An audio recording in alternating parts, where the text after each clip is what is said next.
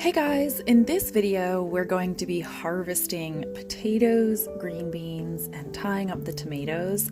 This video is going to be pretty chill and relaxed. If you haven't yet noticed a theme with my videos, it is that most of them are pretty chill and relaxed. And so I'm just going to be showing you time lapses of my harvesting progress, and I find this type of video pretty interesting and satisfying, so I'm sharing that with you guys.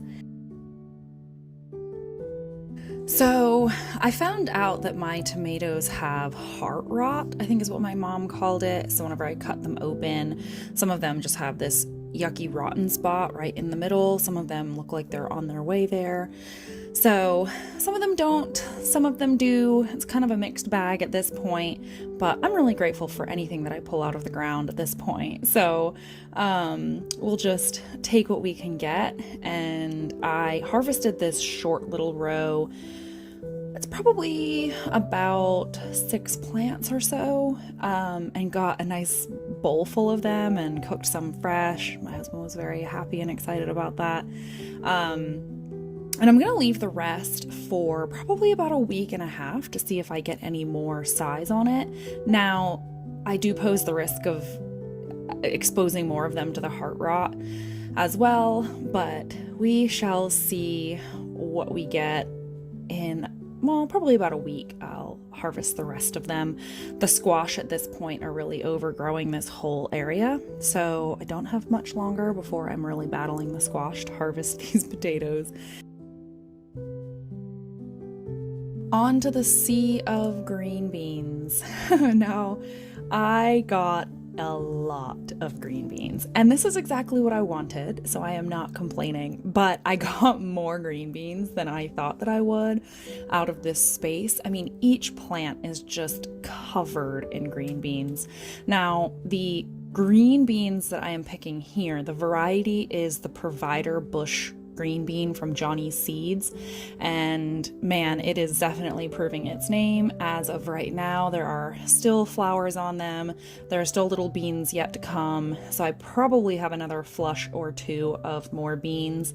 And I got a huge mixing bowl full of green beans off of just this half of a row. The first seeding that I did, I got that many. And I don't even think I got all of them, as some of them get missed and such, but I'm going to get lots and lots of green beans. I've already preserved and frozen some of them, and I'm hoping to pickle some as well. When I was a kid, my mom used to grow lots and lots of green beans as well, and one of my jobs was to harvest the green beans, and I cannot say I enjoyed the process at all. Granted, I was a kid and I didn't fully understand what pulling food out of the garden meant, and how wonderful it is and all of the things, but it's definitely, I mean, it was so amazing to pull all of this out of the garden and just recognize how much food was growing on such a small plant and how much food I was able to put away for my family. It was so rewarding and inspiring, but I still don't love it. The process of actually picking green beans, for some reason, it definitely brought back the memories of being very hot and sweaty and having to try to find all of the green beans. They blend in with everything. I'm also fighting this volunteer pumpkin. I didn't even really fully realize that it was there until I was in here competing with it to harvest my green beans. But when I say that, my displeasure was probably 5%, and 95% was just sheer gratitude and just elated about how much food I was pulling out of the garden. And I'm doing it pretty early in the morning. I think this is probably around 9:30 a.m. because the days are getting very warm and very sunny here pretty consistently, and I am just not able to be out in that amount of heat for long periods of time. So I'm coming out, I'm doing my garden work in the morning or in the evening and letting the garden rest during the day.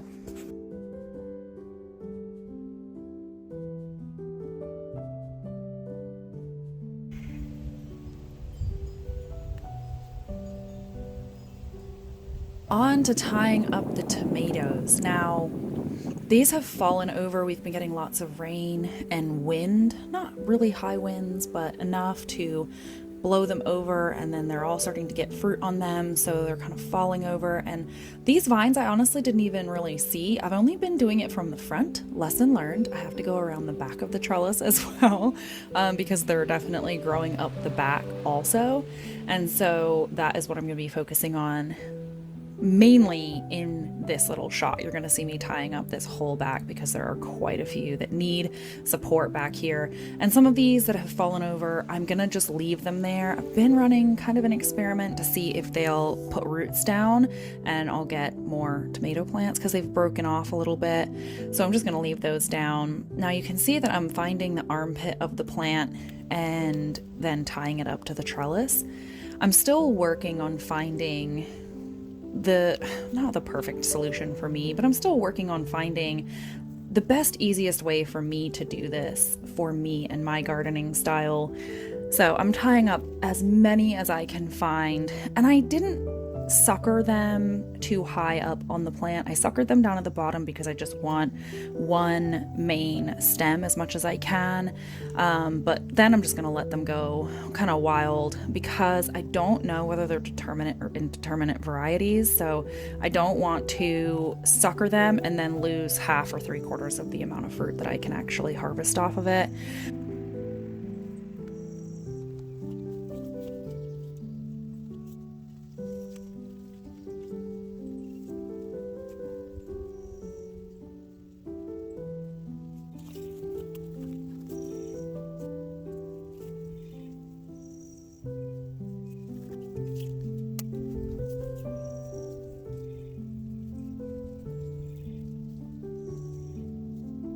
So here you see I've tied them all up, and now I'm actually going in and I'm pruning, and you can see that we have so much fruit coming on, and I just saw that blushing tomato. It is my first, and I am so excited about it. I'm not actually able to have tomatoes right now with the restrictions that I'm on, but I'm just so excited to have all of these bountiful blessings coming in to the garden.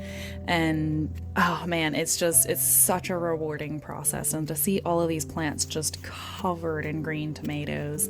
My mother-in-law really likes tomatoes, and so I'm excited to give her lots of tomatoes, as well as put quite a few in the freezer for sauces and stuff like that.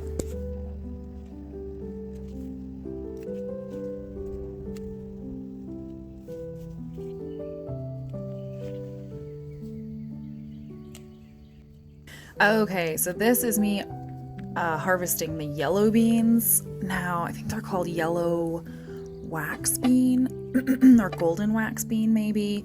Once again, from Johnny's Seeds. And I think these plants are even more covered than the green bean plant row right next to it.